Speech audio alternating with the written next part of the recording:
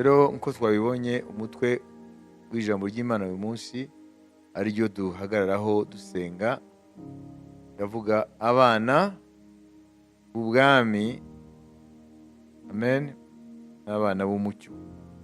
Ni gute abana b'Imana babaho mu buzima bunezeza Imana hagati y'abana b'isi, abana b'umwijima, abana b'amubi? Biravuga ngo ntabwo Imana itubwira yuko dukwiye, nako ntabwo Imana yashimye ko dukizwa tukava mu isi. Ntabwo byayinanira, ariko siko yashimye. Yashimye ko tuba mu isi ariko tukamenya ko tutari ab'isi, tuba hagati y'ab'isi ariko tukamenya abo turi, ko turi abana b'Imana, abana b'umucyo, abana b'ubwami bw'Imana. Ijambo rimwe no kumenya identite yawe, ukamenya uwo uri we. Kuko ab'isi ari ukuntu Imana ibadekirive bavuga, n'abana b'Imana ari ukuntu Imana ibavuga. Babonye ko hari amagambo atandukanye Yesu yakoresheje ndetse na Bibiliya. Ya mbere yavuze ngo abana b'isi. Twe tuhasome Luka 16 umurongo wa mbere kugeza ku murongo wa 13. Luka ibice 16 umurongo wa mbere kugeza ku 13. Kandi abwira abigishwa be ati, hariho umutunzi wari ufite igisonga cye, bakimuregaho ko cyaya ibintu bye. Aragihamagara arakibwira ati, ibyo nkumvaho ni ibiki? Murikira ibyo nakubikije, kuko utagikwiriye kuba igisonga cyanjye. Icyo gisonga kiribwira kiti, ko databuja ari bunyaga ubutware bwanjye, nkaba ntashobora guhinga, nkagira isoni zo gusabiriza, ndagira nte? Have, nzi icyo nzakora kugira ngo nimara kunyagwa bazandaze mu mazu yabo. Ahamagara ufite umwenda wa shebuja wese, abaza uwa mbere ati, harya databuja akwishyuza iki? Aramusubiza ati, inshuro 100 z'amavuta ya elayo. Nawe ati, enda urwandiko rwawe wicare vuba wandike 50. Maze abaza undi ati, harya wishyuzwa iki? Aramusubiza ati, inshuro 100 z'amasaka. Aramubwira ati, enda urwandiko rwawe wandike 80.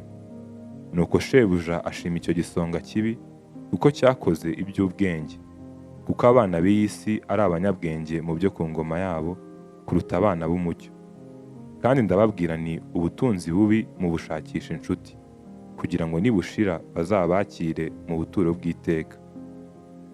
Ukiranuka ku cyoroheje cyane aba akiranutse no ku gikomeye, kandi ukiranirwa ku cyoroheje cyane aba akiraniwe no ku gikomeye.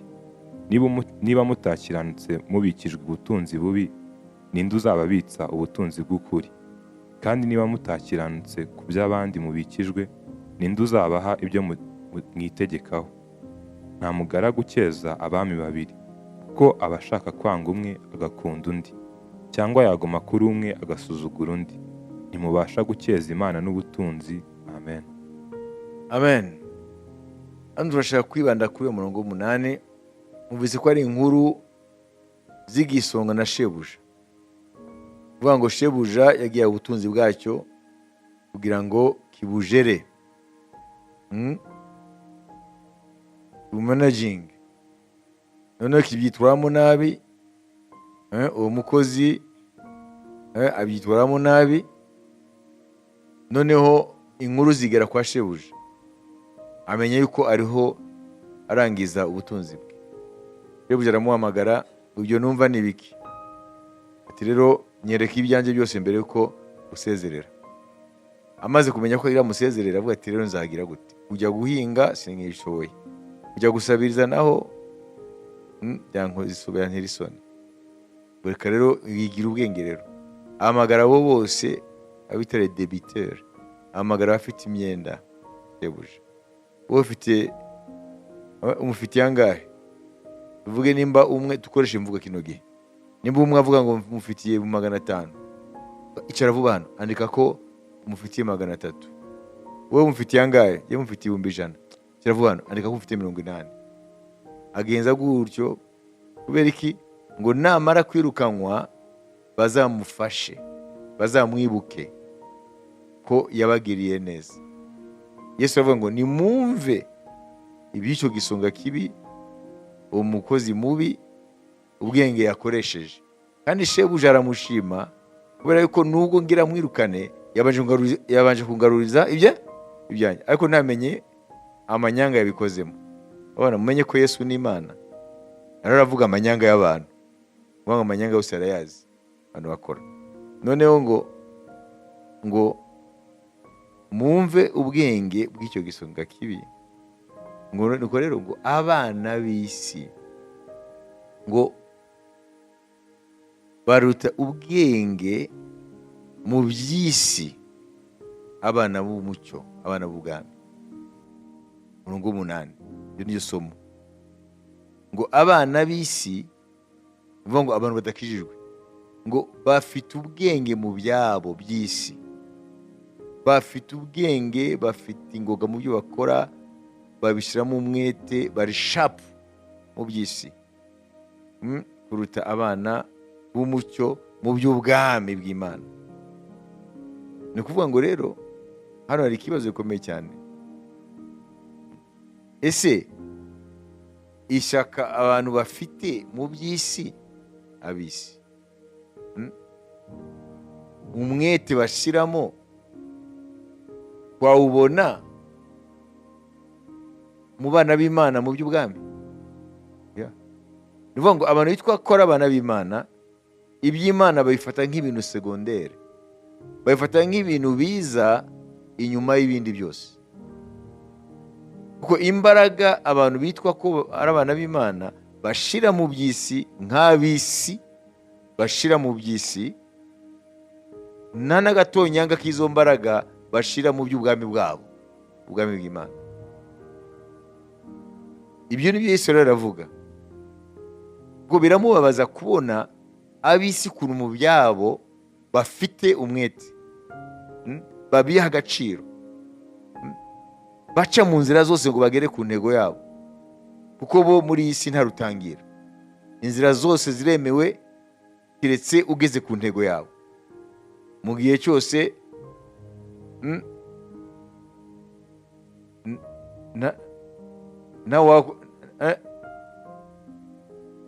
mu gihe cyose nta ngorane bahuye nazo. Hamwe n'izo ngorane bafata n'amarisike mu byo bakora, kuko mu isi bazi ukuntu bayibamo kugira ngo bagere mu byo bashaka. Abo ni bande? Abana b'isi. None abana b'Imana mu by'ubwami bw'Imana bimeze bite? Ishyaka ririhe? Ubushake burihe? Umwete urihe? Ntabe. Umwami Yesu biramubabaza rero. Iby'Imana abantu bitwa ko babirimo ni ibintu segondere, ni ibintu umuntu ajyamo ari uko yarangije ibindi, ni ibintu bitagushishikaje, nta risike n'imwe bigusaba. Mu ijambo rimwe nta investissement, na investment abana b'Imana bashira mu by'ubwami bwabo. Kuko Yesu rero arakompara abana b'isi mu byabo n'abana b'Imana mu byabo. Mwamasanga ntawe bihuriye, ntawe bihuriye. No turashakisha ikibazo niki? Imvugo y'Umwami irumvikana? Amen. Ko umuntu wese arayibona. None ikibazo kiri kubera iki abana b'isi bafite ishyaka, bafite ingoga, bafite ubushishozi, bafite kwitangira ibyo bashaka kugeraho mu by'ubwami bwabo, mu by'ubwami bw'isi, ariko abana b'Imana mu by'ubwami bw'Imana ugasanga harimo molesse, les gens sont mous, nta kintu kiba, ntago ubona, nta kintu kibacanira. Ni ukubera ko benshi bafite background y'idini? Oya, kuko hariho amadini amwe aba yarimo bibasaba no gutanga ubuzima bwabo, atari Imana ibasaba ariko idini ryabo. Murumva rero ibibazo tugishakira ahandi rero. Amen. Niki gituma iby'Imana bisuzugurwa n'ababirimo? Niki gituma abantu bitwa ko bari mu by'Imana nta gaciro babiha? Niki gituma abantu bari mu by'Imana bitabashishikaza, nta sacrifice ashobora gukora, nta bwitange? Ibi ni byo Yesu aravuga muri Luka 16 umurongo 8, niyo verset clé kivasi niyo ubijyanye n'igisonga kibi n'ubutunzi bwa shebuja n'ubwenge cyabugizemo, bakibwiye ko kiri buyirukanwe. Koresha ubwenge bw'isi mu by'isi.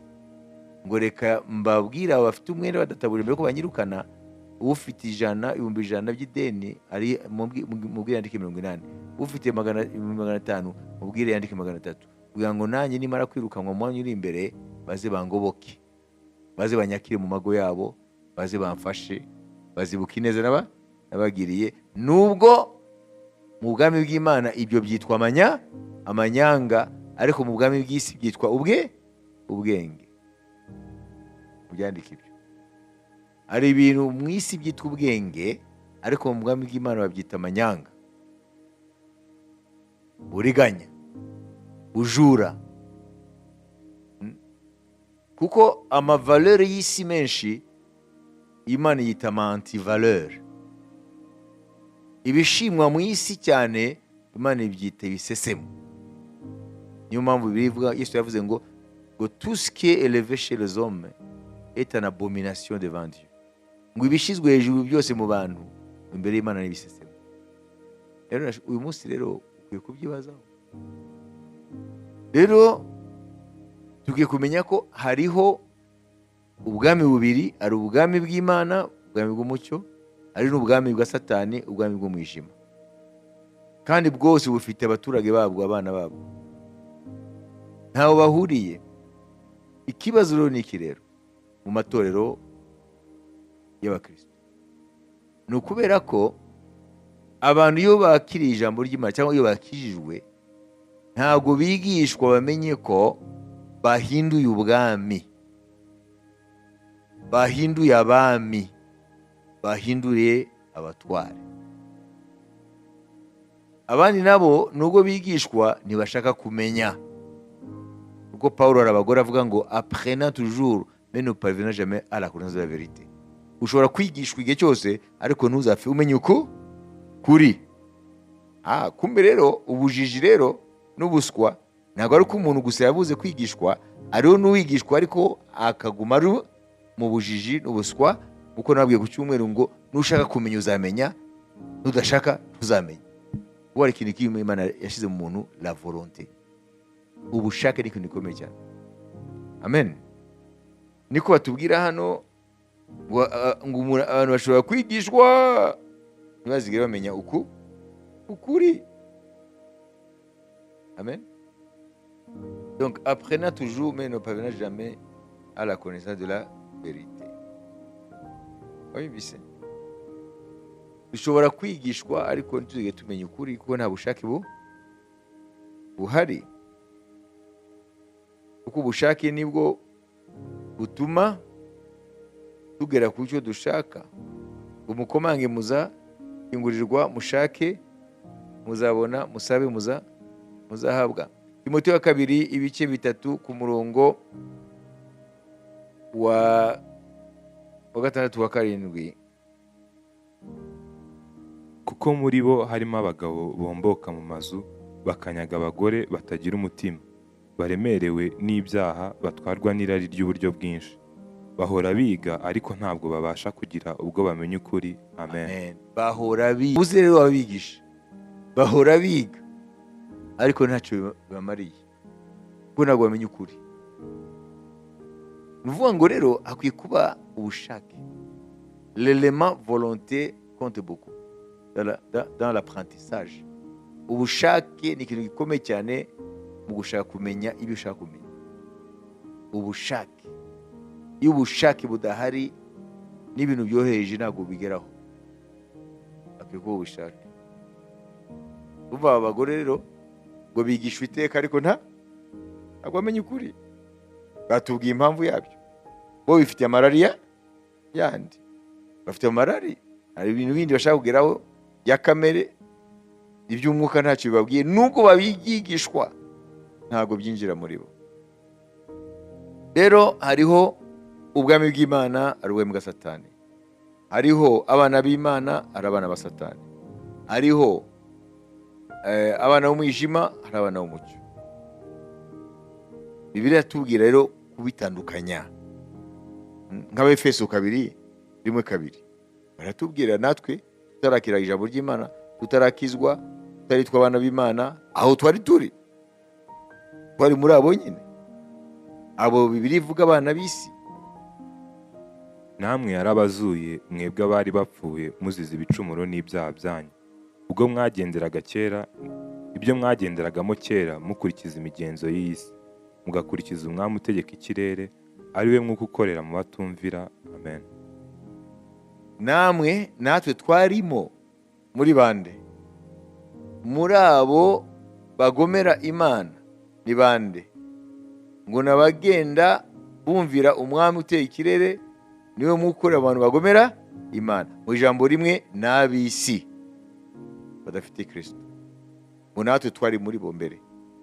None se ko twari muri bo mbere, ubu se twabaye iki?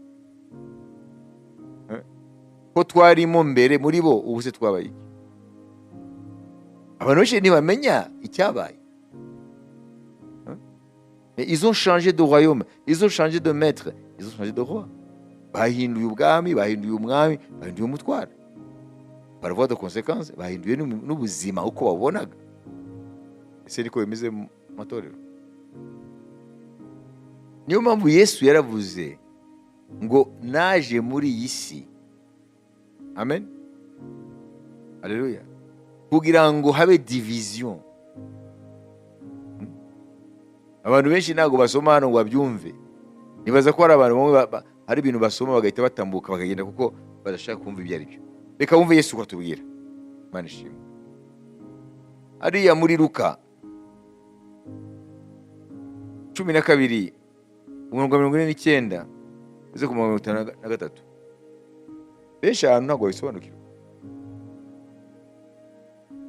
Naje kujugunya umuriro mu isi, none niba umaze gufatwa ndacyashaka iki kandi? Hariho umubatizo nkwiriye kuzabatizwa, nyamuna uburyo mbabazwa kugeza aho uzasohorera. Mbese mutekereza yuko nazanwe no kuzana amahoro mu isi? Kandi yitwa umwami wa none isekontredi arivuguruza. Umviriza. Ndababwira yuko atari ko biri, ahubwo naje gutanya abantu, kuko uhereye nitugumaho mumve bimeze biti. Sinaje kuzana amahoro, naje gutanya abantu. Nugumaho abantu bose yo ku isi bashobora kumucira urubanza. Agakomeza wumva. Kuko uhereye none hazaho 5 mu nzu imwe badahuje, abatatu n'ababiri, kandi n'ababiri n'abatatu badahuje. Umwana ntazahuza na se n'umwana ntibazahuza. Umukobwa ntazahuza na nyina n'umukobwa ntibazahuza. Umukazana ntazahuza na nyirabukwe n'umukazana we ntibazahuza. Amen. Amen. Birumvikana. Kubera iki? Kubera iki uwo muriro Yesu avuga ngo yaje kujugunya muri isi kandi ngo waratse? Kubera iki avuga ngo ntiyaje kuzana amahoro, yaje gutanya? Mu nzu imwe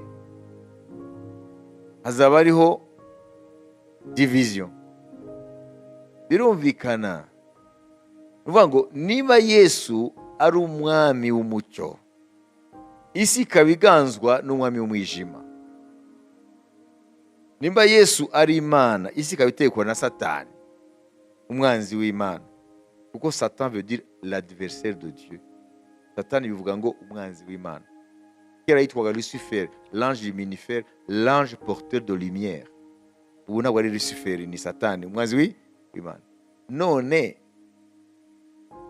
ab'isi ko bari muri wa mubi. Urwandiko rwa mbere rwa Yohana ibice 5:19. Aya magambo nayo yahawe ejo saa 7 z'amanywa. Imana iranyereka ukuntu ibabajwe no kubona abantu bitwa ngo ni abantu bayo badatandukanya icyo yabahinduye cyo n'icyo bari cyo mbere. tuzi ko turi ab'Imana, naho ab'isi bose bari mu mubi. Amen. Okay. None nimba isi muri wa mubi, kandi wa mubi ni umwanzi wa Yesu, kandi wa mubi ni umwami w'umwijima, abe abagumije mu mwijima we w'ibyaha no gomera Imana n'ubujiji. None Yesu naza mu rugo, naza mu muryango, akagira abamwakira, abandi ntibamwakire, mumva bibyara iki? Bitari bibyara iki? Bibyara amahoro?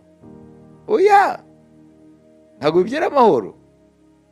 Hahita havuka urwangano, kuko ubwami bubaye divize, nako inzu ibaye divize.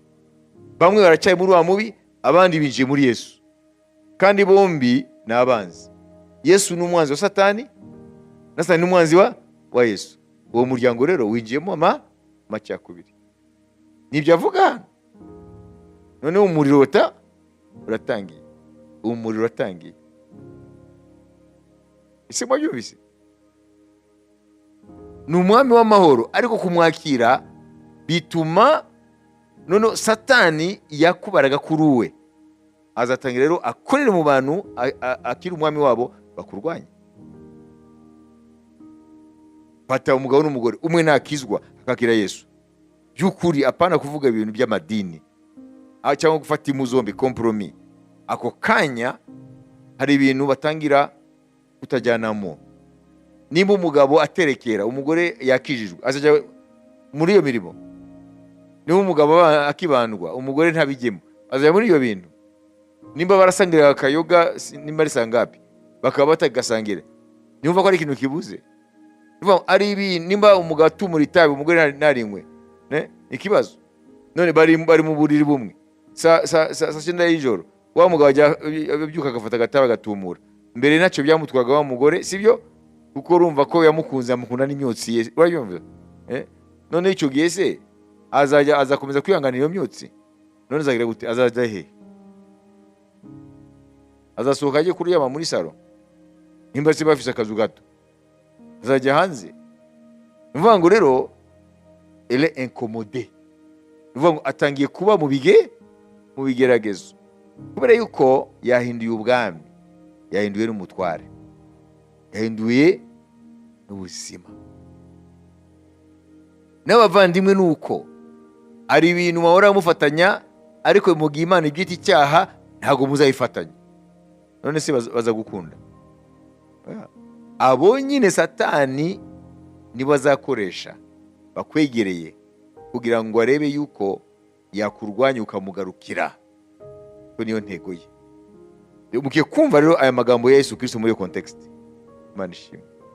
Aravuga ngo kumwakira by'ukuri ni ngombwa, hahita havukamo division. Kuko abantu mwajyanaga muri bya bindi Imana yanga, ntibazongera kukubona muri byo. Kuko mutagifatanya rero, Satani azabakoresha bagufate nk'umwanzi, bagufate nk'umuntu wabangamiye. Niko bimeze. Na nibyo Paulo avuga mu Efeso, basomye kare ibice 5 ku murongo wa 7 tugeze ku murongo wa 13.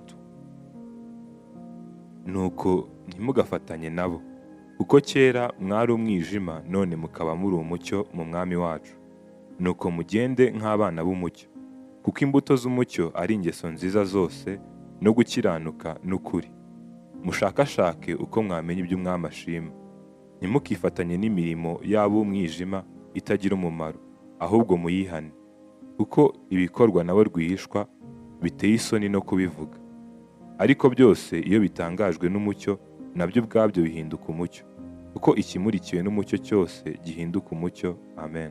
wumvise, ntimukifatanye nabo muri ya mirimo y'umwijima, ariko mbere mwarayifatanyaga. Urumva rero ko Yesu aravuga ngo ntibizashoboka yuko ukomeza kuba umwigishwa wanjye mu gihe ukifatanya nabo biriya bintu. Nubivamo kubera jyewe uzahinduka umwanzi wabo. Nibyo yavuze, umwana azagira se umwanzi, umwanzi agire umwana se, umukazana azangwa na nyirabukwe, abavandimwe bazangana kuko umwe yavuye muri wa mwijima.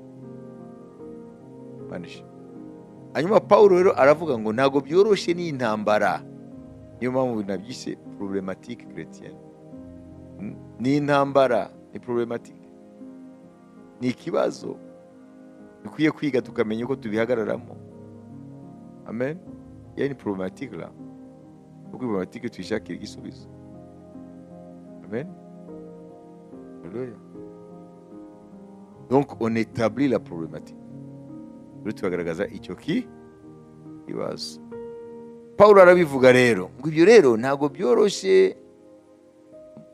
Urwandiko yandikiye Abakorinto ngo ntabwo byoroshye. Amen.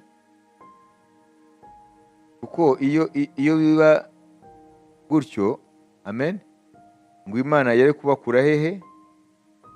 Mu isi. Amen. Abakorinto 2:5 umurongo wa 9 umurongo wa 13. Aha niho hari rero cya kibazo rero cy'ingutu icyananiye abantu benshi mu matorero ya Gikristo, aho badatandukanya ucyo bari cyo mbere n'icyo bari bakwiye kuba cyo bamaze guhamagarwa na Kristo. Nabandikiye muri rwa rwandiko ko mutifatanya n'abasambanyi, ariko sinavuze yuko mudaterana rwose n'abasambanyi bo mu b'isi, cyangwa abifuza ibibi, cyangwa abanyazi, cyangwa abasenga ibishushanyo, kuko iyo biba bityo mwari mukwiriye kuva mu isi. Ahubwo none nabandikiye ko mutifatanya n'uwitwa mwene data, niba ari umusambanyi, cyangwa uwifuza ibibi, cyangwa usenga ibishushanyo, cyangwa utukana, cyangwa umusinzi, cyangwa umunyazi. Umeze atyo ntimugasangire nawe. Mbese muriye he no gucira abo hanze urubanza? Namwe abo mucira urubanza si abo muri mwe, ariko abo hanze Imana niyo izabaciraho iteka. Mukuru w'umunyabyaha muri mwe. Amen. Urumva ngo narabandikiye mu rwandiko rwa amen, mu rwandiko sibyo rwa mbere nyine, uvuga ngo izi nzandiko ebyiri za Pawulo ntabwo ari zonyine, hari n'urundi rutigeze rushyirwa hano. Amen. Ni urwavuga, ntabwo Pawulo yandikiye Abakorinto inzandiko ebyiri, hari urundi rutabonetse. Wabyumvise? Ngo narabandikiye ngo ntimukifatanye n'abanyabyaha, yabivuze mu buryo butandukanye, ibyaha bitandukanye. Mu ijambo rimwe, ntimukifatanye n'ab'isi mu by'Imana yanga. Mwongerezeho mu by'Imana yanga, kuko ntabwo bavuga ngo ntimukifatanye n'ab'isi gusa, ngo bibaye bityo Imana bikwiye ko ibavana mu isi.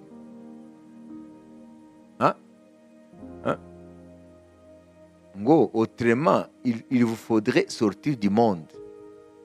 Bivuga ngo nigeze kubabwira ukuntu za monasteri zavutse, ziriya za kuva, biriya bigo by'abihebeye Imana uko byavutse mu binyejana byatambutse, cyane cyane muri Moyen Age mu bihugu by'Uburayi. Bari abantu bitwa ko ngo ndihaye Imana, kugira ngo bahunge ibyaha mu isi ntibacumure, byahisemo ko bitandukana n'isi, bajya kubaka ibigo byabo babamo kugira ngo babone uko badacumura ku Mana, ubuzima bwabo buza ubuzima bwo gusenga, gutekereza ku ijambo ry'Imana. Avuga ikibazo rero, se none bazabaho gute? Aho niho rero hahise rero havuka rero guhagurutsa imirimo y'iterambere, ubuhinzi, ubworozi. Murabona ahantu hose hari ibigo by'abantu bihaye Imana, hariho imishinga. Uko niko byavutse, kugira ngo ntibakenere ab'isi.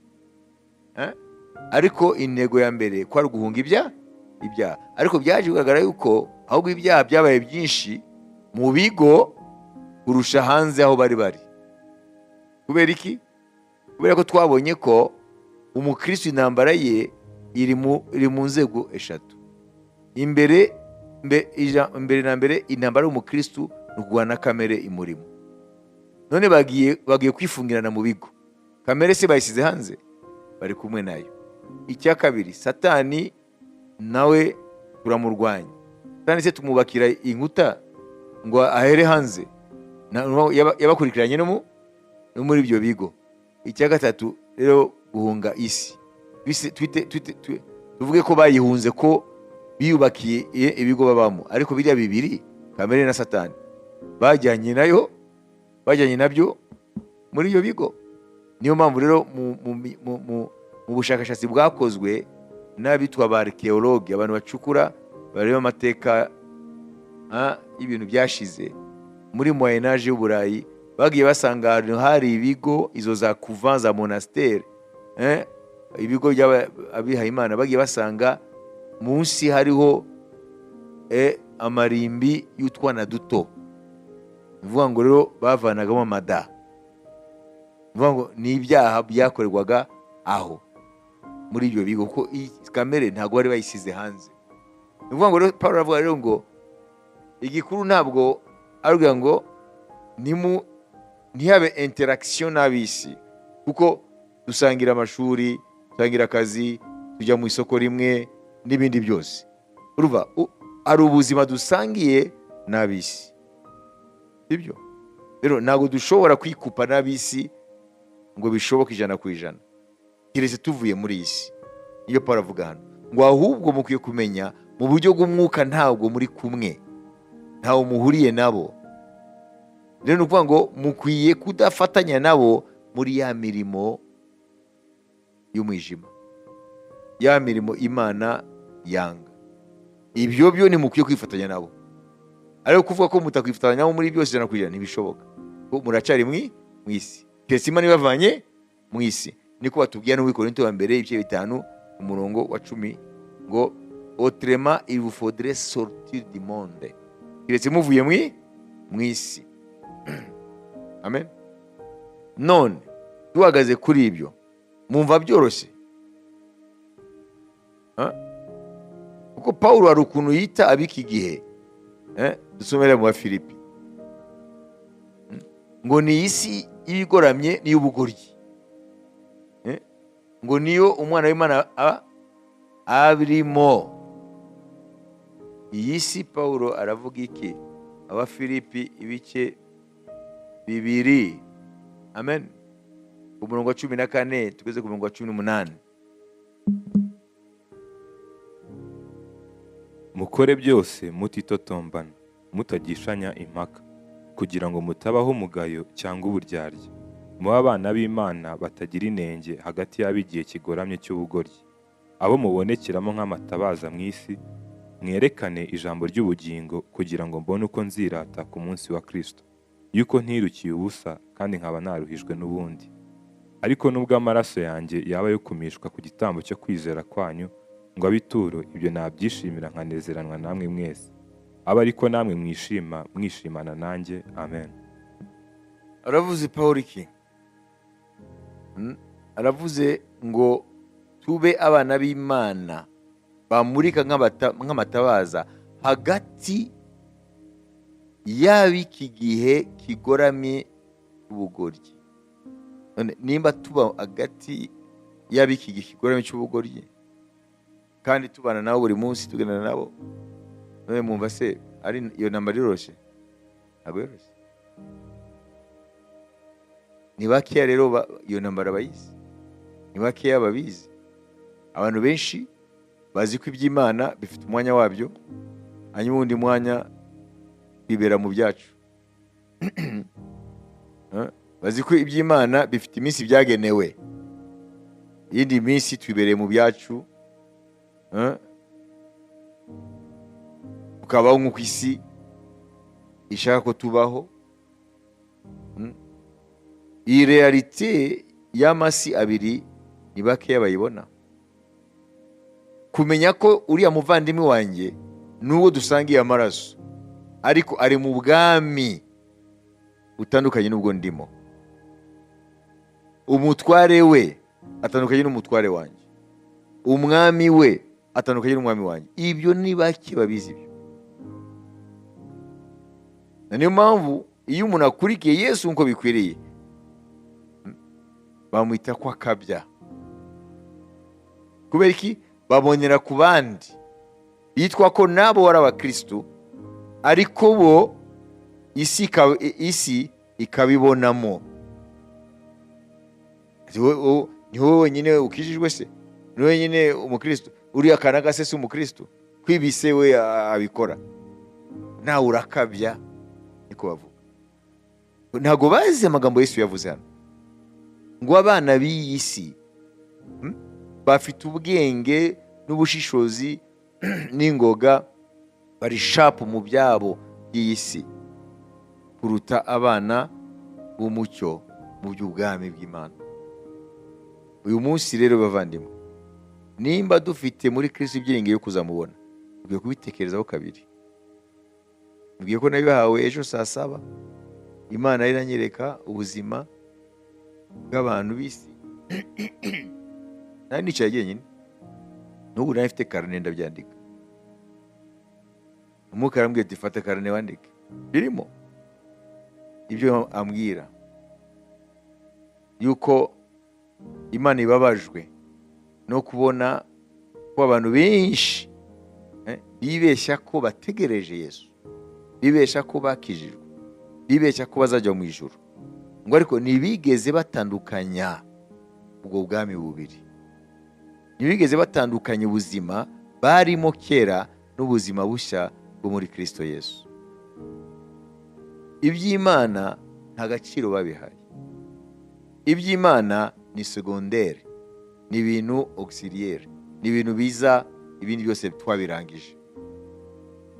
Nyamara Yesu aravuga ngo murebe ab'isi mu byabo, babyinjiramo n'amatwi yose n'umutwe n'ibirenge, babirimo. Icyo bashaka kugeraho bakoresha uburyo bose bakigereho, ariko abantu b'Imana mu by'Imana nta shyaka bagaragaza, aucun sacrifice, aucun investissement. Kubera iki? Kuko nta gaciro babihaye.